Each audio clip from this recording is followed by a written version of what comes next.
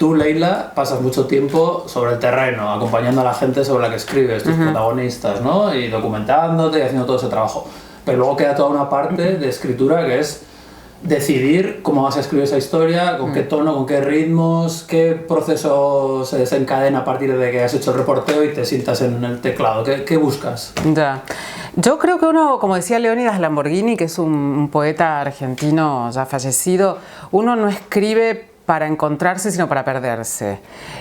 Y me parece que lo que busco nunca es tan claro hasta el momento mismo en el que me siento a escribir. Después de hacer toda la etapa del reporteo, yo transcribo mis propias entrevistas completas y repaso todo el material inmediatamente del reporteo, inmediatamente antes de sentarme a escribir. Y nunca me siento a escribir si no tengo el arranque de un texto.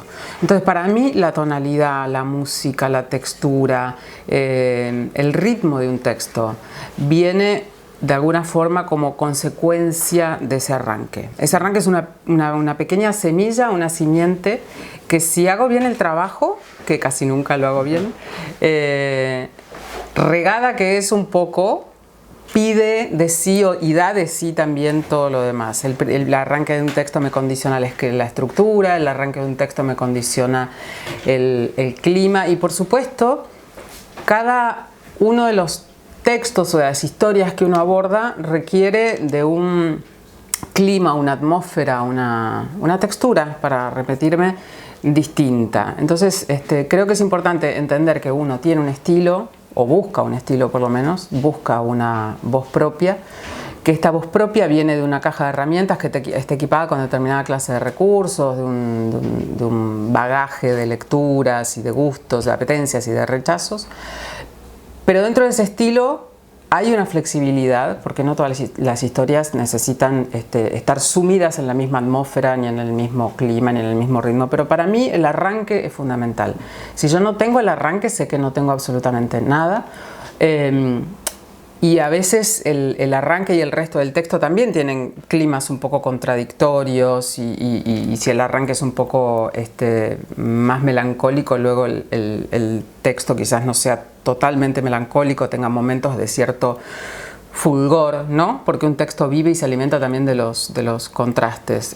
Básicamente creo que se trata de... No hay ningún truco, en mi caso es eso. Encuentro un arranque y me aferro a esa idea, a ese clima, y lo que hago es intentar que el resto del texto tenga una cierta coherencia proveniendo de ese origen, ¿no? Pero la escritura es básicamente combinar palabras. Entonces creo que el resto del tiempo me concentro mucho en tratar de que las palabras que escoja, los símiles que escoja, los efectos que escoja, los recursos que escoja, estén a tono con lo que estoy contando. Si es una historia terrible y trágica, no va a necesitar que yo sume además un enorme clima trágico, porque la historia ya respira por sí misma esa tragedia, entonces quizás necesite de un tono más ascético, más astringente, y quizás la viceversa, ¿no? Una historia como más graciosa necesite un poco más de... No siempre, no hay una fórmula, eso es básicamente. ¿Y vos cómo lo haces, Sander? Bueno, me gusta esto que has contado del inicio, del arranque, porque creo que sirve, entre otras cosas, para marcar un tono, ¿no? Y a mí eso me importa. Yo tengo el material, tengo clara más o menos cuál es la historia, pero tengo que tener claro en qué quiero envolver esa historia, ¿no? Y por poner un ejemplo del libro Potosí, las primeras páginas yo quiero crear un ambiente y quiero crear una sensación, ¿no? En este caso a mí se me impone que tiene que ser agobiante porque vamos a entrar a unas minas muy peligrosas. Entonces lo que solemos decir muchas veces, no vale con decir la mina es muy agobiante. Lo que hay que hacer es crear agobio en el lector, ¿no? Entonces, creo que al decidir la escritura tienes que tener al menos en mi caso, quiero tener una idea clara de en qué quiero envolver la historia. O sea, ya sé que va a ser la historia de esta persona, a la que le pasa esto y esto, pero en qué sensación, en qué ambiente la quiero envolver.